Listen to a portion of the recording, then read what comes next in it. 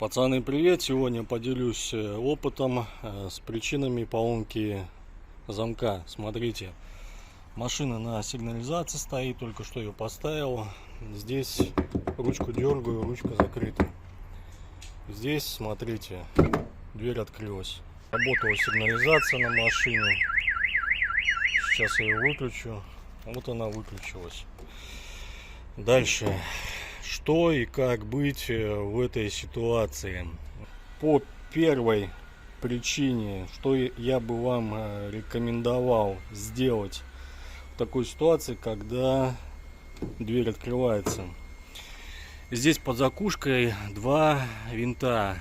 Один крестообразный, его полностью выкручиваете, и дальше торекс идет. Его выкручиваете, но не полностью, чтобы здесь скоба отогнулась. И дальше вот эту вот личинку выдергиваете. Если металл здесь в коррозии, то достаточно проблематично. Личинка будет выходить, необходимо прикладывать усилия. Выходит она вот только вот таким вот образом. То есть выдергивать ее как бы. Здесь на ручке двери, вот в этом районе, тросик, его снимаете, личинку обратно. Здесь сверху крестообразный винт, его нет необходимости закручивать, или вообще нету его надобности вообще в присутствии.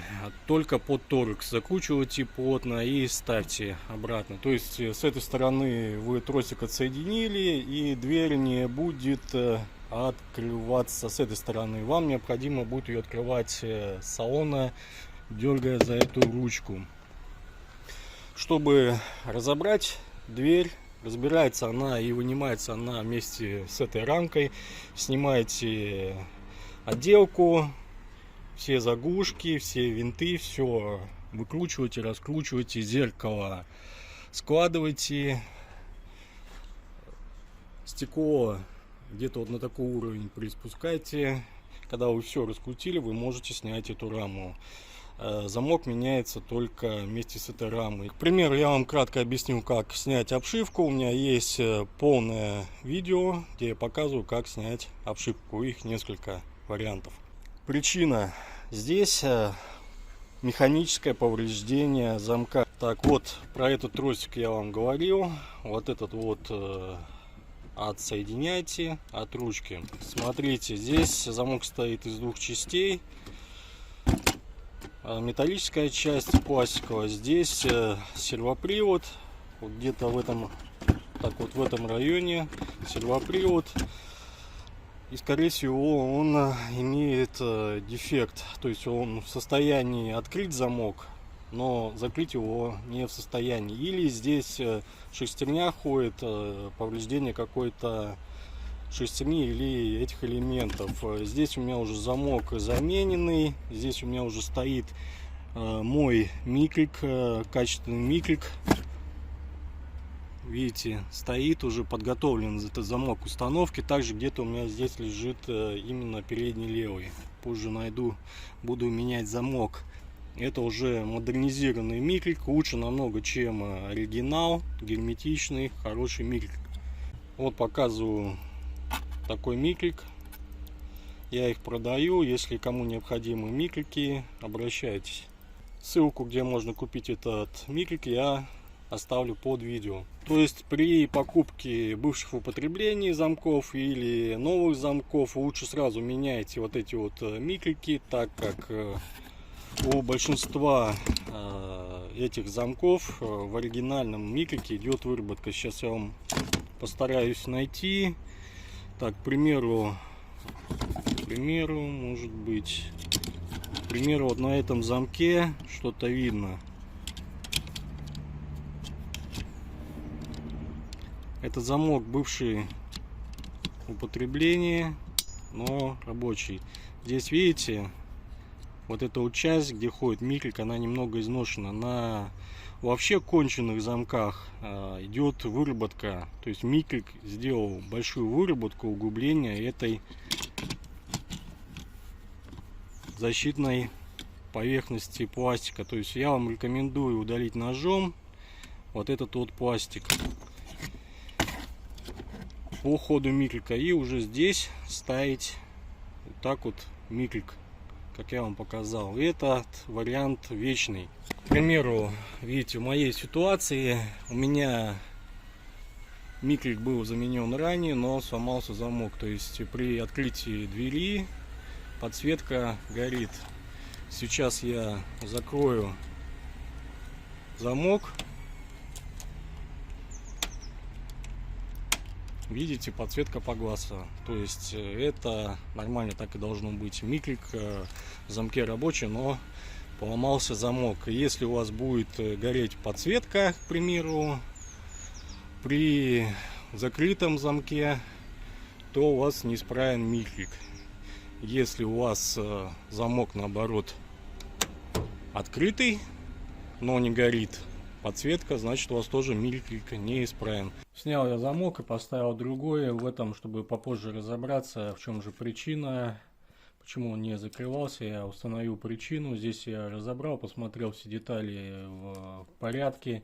И здесь оказалось, что один вот этот винт выкрутился. То есть получается, здесь не прижимало к этому механизму, он как бы болтался, и из-за этого замок не закрывался. Здесь накиньте контакты на вот эти вот контакты и поменяйте полярность, то есть он будет открываться и закрываться. Сейчас замок в закрытом положении. Здесь у меня сразу посмотрим микрик. Микрик я этот ставил свой, уже доработанный, герметичный. Посмотрим на его состояние.